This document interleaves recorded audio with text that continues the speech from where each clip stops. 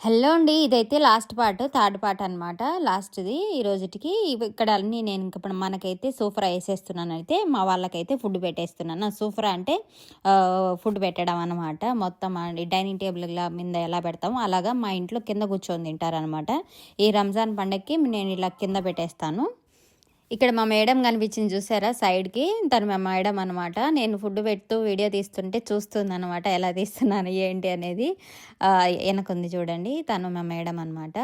ఇక్కడైతే ఇంకా నేను తస్రీఫ్ పెట్టేస్తున్నా. అంతా కింద పడిపోయింది తొందరలో. మా మేడం మాట్లాడిస్తూనే ఉంది నాతో.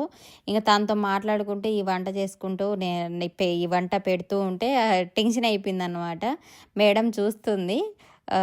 ఎట్లాగైనా మనం ఒంటరిగా ఉన్నప్పుడు తీసుకోవడానికి, మేడం వాళ్ళు ఉన్నప్పుడు వీడియో తీసుకోవడానికి ఎట్లా డిఫరెంట్ ఉంటుంది కదా! కొద్దిగా ఏదో భయంగా అనిపించింది. మేడం అయితే మంచి సపోర్టర్ అనమాట నాకి. తీసుకో ఏం కాదులే అని చెప్తుంది. డబ్బులు వస్తుంది మేడం అని చెప్పాను. ఇలా యూట్యూబ్ చేస్తే మనీ వస్తుంది మేడం అంటే, పర్లేదులే చేసుకో మంచిదే కదా వస్తే అని చెప్పింది. అలా చెప్పేవాళ్ళు కూడా ఉండరండి చాలామంది. అసలుకి ఒప్పుకోరనమాట. మా మేడం ఈ విషయంలో అయితే నాకు అంటే నేను ప్రతి ఒక్క విషయం మా మేడంతో షేర్ చేసుకుంటానండి. నా ఫ్యామిలీ విషయం కానీ, నా పర్సనల్ కానీ, నాకేమన్నా ప్రాబ్లమ్స్ ఉన్నా, నా హెల్త్ పరంగా కానీ ప్రతి ఒక్కటి. అందుకనే ఏమో మేడం ఏదైనా నాతోనే చెప్పుకుంటుంది ప్రతి ఒక్కటి. అంటే మనం అన్నీ నిజంగానే నిజాయితీగా ఉంటే ఏదైనా బాగుంటుంది అంటారు కదా!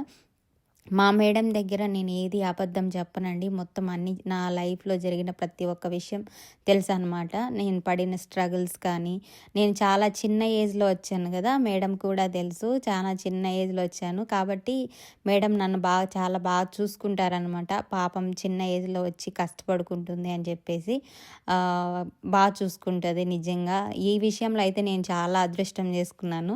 నిజంగా ఐయామ్ సో హ్యాపీ అల్హమ్దులిల్లా.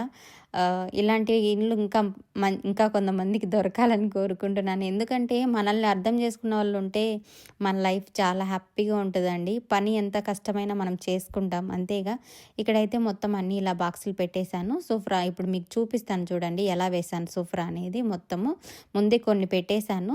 ఇంకా మిగతాటివి ఇవి పెట్టేటప్పుడు మీకు చూపిస్తాను చూడండి. అక్కడ ఫ్రూట్స్ పెట్టేశాను, గేమాత్ పెట్టేశాను. లాస్ట్లో అన్నీ చూపిస్తాను. సమోసా అవి, ఆకుకూరలు, కుబ్బుస్ రిగ్గాకు, ఇవి మనం పెట్టిన రైస్ అవి, ఇక్కడ ఖర్జూరము, ఆ జ్యూస్లు, మజ్జిగ, కుబ్బూసు, డక్కూస్ బాటళ్ళు, ఇస్పారు అన్నీ చూసేయండి. ఇలా అయితే అన్నీ పెట్టేశాను. ఎలా ఉంది నా వీడియో? నచ్చిందా? నా వీడియో కనుక నచ్చినట్టయితే లైక్ చేయండి, షేర్ చేయండి, సబ్స్క్రైబ్ చేసుకోండి. Thank you for watching.